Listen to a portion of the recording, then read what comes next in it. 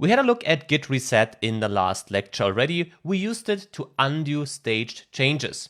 With the restore command, we have a, more explicit alternative at the moment. Therefore, we can focus on to git reset when it comes to another purpose. Git reset helps us to reset the head of our branch. This simply means we undo commits. Typically, the last commit, for example, can also be multiple commits. We'll focus on to the last, so a single commit though.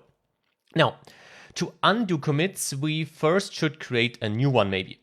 Let's do this now. So let's create a new file and let's call this unrequired.txt, maybe like this. We can enter some text if we want to, right here. And now let's save this. Now we'll add this file to our staging area. So unrequired.txt, like this.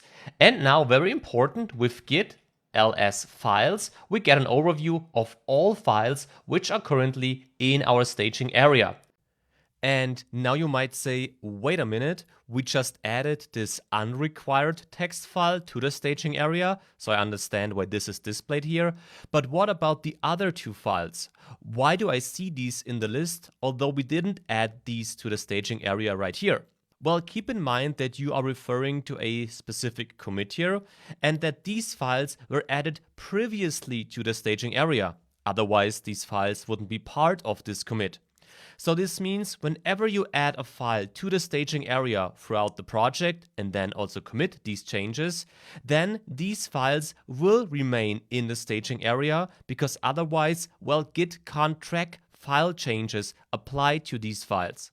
That's the reason why you see, well, 3 files here with git ls-files, because all these 3 files are files which we just added to the staging area, or which were added to the staging area as part of previous commits. Therefore, all these files are tracked files, so files tracked by Git, and that's the reason why these files are displayed with this command now. Therefore, what we have to do now is we have to commit this change with commit-m, maybe unrequired file added. And with that, we know that in our Git login here, like this, we have this unrequired file added in our master, which is now the latest commit. We want to get back to this commit though. So let's quit this, let's clear this. And we can do this, no surprise, with the git reset command. The reset command can be written in different ways though, so to say. The, well, not so strict way is git reset. And now we enter --soft, that's important, so it's a soft reset. And what should be reset? Well, it's our head, and specifically we can now tell how many steps our head should be resetted. In our case, we just want to go back 1 commit, so we enter ~1. If you want to go back 2 commits, you enter ~2, and so on. We'll stick to this approach though. Now, let's keep in mind that our unrequired text file is now here in our working directory. We saw it's in our staging area, and of course we also have the commit we just created. So let's run this reset command now, and at first sight, nothing changes in our working directory. Let's now explore our commit.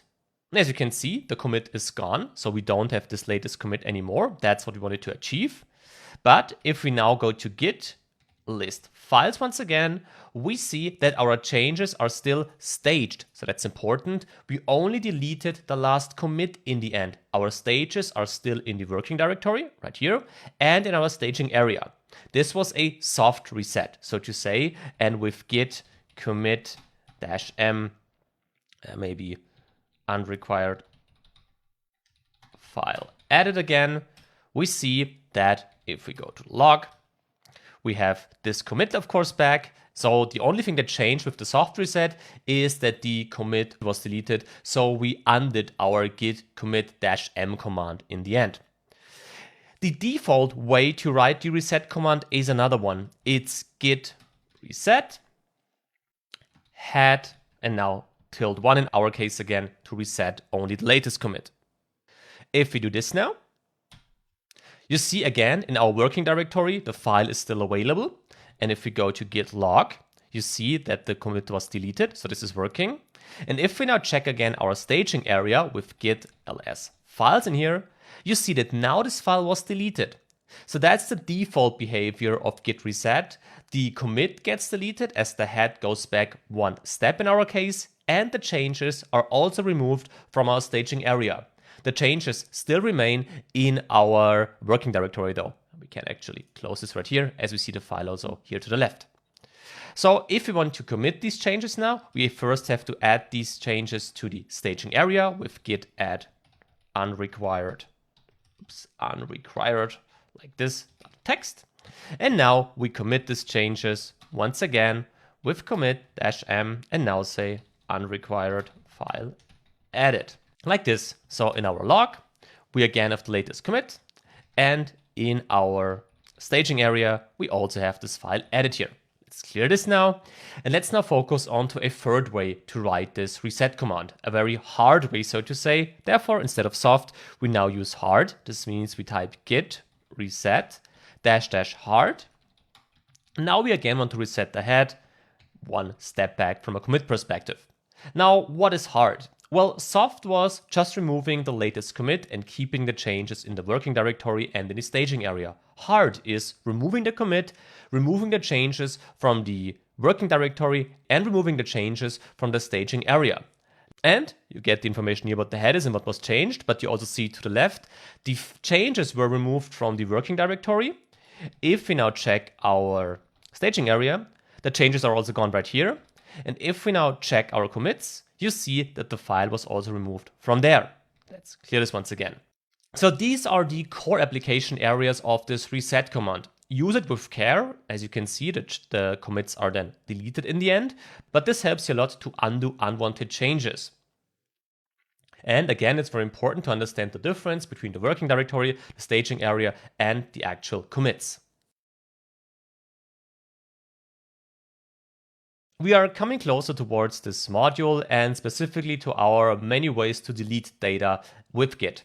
We saw how we can delete files from our working directory, how we can get rid of staged and unstaged changes, and we saw how we can delete commits in the end. What's missing now, of course, is how can we get rid of branches we don't need anymore.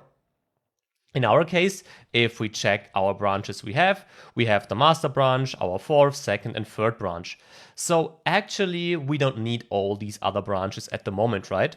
Therefore, to delete branches, we also have a command, and this is called git branch. We know this command already. And now you either type -d or D. Small d will only allow you to delete branches if you merged these branches already. With a capital D, you will force the deletion. This means the branch will be deleted no matter if you merged it or not. In our case, we can use the force version here because we don't need these branches anymore. And now we could get started with deleting our fourth branch here, for example, like this. And you see the confirmation already. We have the fourth branch deleted. With git branch, we can see that the branch is gone. We can also delete multiple branches with one command. This works by adding git branch -d. And now we refer to our second branch maybe. Then a space, and then the third branch, like this.